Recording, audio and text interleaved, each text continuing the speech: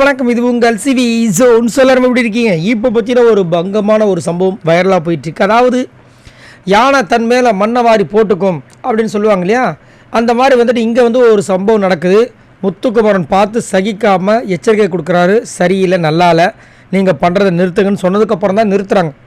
என்ன நடந்துச்சு அப்படி பார்த்தீங்கன்னா, நம்மளுடைய மஞ்சரி, ஜாக்லின், ரயான் இவங்க 3 பேரும் சேர்ந்து ஒரு விஷயம் பண்ணுறாங்க, ட்ரால் பண்ணுறாங்க. யாரானா பவித்ரா டால் டாஸ்கில் எப்படிப்பட்ட ஒரு பர்ஃபார்மன்ஸை கொடுத்தாங்க நம்ம எல்லாருக்குமே தெரியும். அந்த பிங்க் டீமில் கரெக்டாக விளாண்டவங்க, கேவலமாக விளையாடாமல் சூப்பராக விளையாண்டவங்க அவங்க ஒருத்தவங்க தான். மற்றபடி ஜெஃப்ரி அதுக்கப்புறம் அன்ஷிதா 2 பேருமே மட்டமான ஒரு கேம் தான் கொடுத்தாங்க.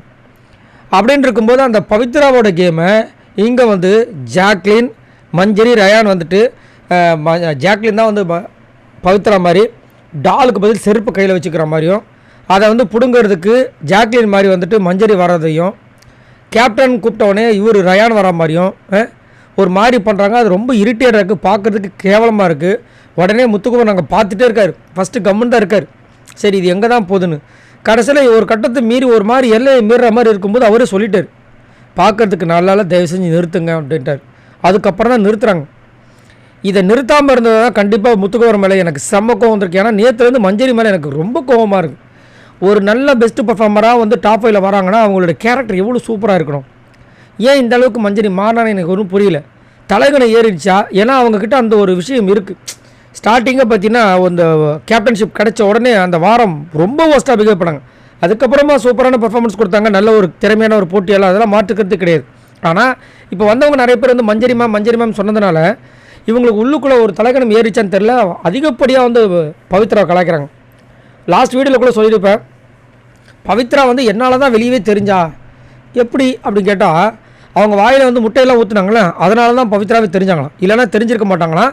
டெவில் டாஸ்கில் மிகப்பெரிய ஸ்பேஸாக அவங்க தான் கொடுத்தாங்களாம். என்ன இது, நீங்கள் டெவில் டாஸ்கில் நீங்கள் பர்ஃபார்மன்ஸ் பண்ணி வெளியில் தெரியணும்னு ஒரு விஷயத்துக்கு பவித்ராவை யூஸ் பண்ணிக்கிட்டீங்க.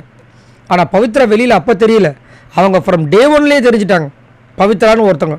இன்னமும் பவித்ராவோட கேமை இவங்க தான் வந்து வெளியே கொண்டு வந்த மாதிரி இவ்வளோ சீன் க்ரியேட் பண்ண வேண்டிய அவசியமே இல்லை. இதுவாக வந்து ஒரு நல்ல பர்ஃபார்மருக்கு அழகு. ஏன் இப்படி பண்ணுறாங்கன்னு தெரில. ஆல்ரெடி ஜாக்லினும் ரயானும் உங்களுக்கே தெரியும், கோவா கேங்லேயே நிறைய விஷயங்கள் பண்ணுவாங்க. அவங்க கூட சேர்ந்து இவங்க இப்படி ஆகிட்டாங்களா, இல்லை ஜாக்லின் இவங்க 2 பேருக்குள்ளே வந்ததுனால இவங்களாம் மாறுறாங்களான்றது தெரியல. எது எப்படியோ இங்கே இந்த மாதிரி வந்து 3 பேரும் பண்ணது பிடிக்கல. அதான் அங்கேயே வந்து முத்துக்குமரன் சொன்னதை நான் உண்மையிலே கண்டிப்பாக வரவேற்கிறேன். இதுதான் ஒரு தரமான ஒரு கண்டஸ்டனுக்கு உள்ள அழகுன்றது என்னோட கருத்து. உங்களோட கருத்தை சொல்லுங்கள். அதே மாதிரி முத்துக்குமரன் இந்த மாதிரி விஷயங்களில் அதிகப்படியாக நாட்டம் கொள்ளாமல் இருக்கிறதும், வந்த எல்லாருமே ஃப்ரீ டாஸ்கில் வரவேற்ற விதங்களும், ஒருத்தங்களை வந்து கலாய்க்கும் போது இப்போ சௌந்தர்யா அவங்க அப்பா வச்சு செஞ்சார், ஆனால் சௌந்தர்யாவோட நல்ல குணங்களை அங்கே எடுத்து வச்சார். இதுதான் நல்ல ஒரு கண்டஸ்டனுக்கு அழகு. என்னத்தான் சொல்கிறது. சரி, நீங்கள் உங்களோட கருத்தை சொல்லுங்கள். பாய் நண்பர்களே.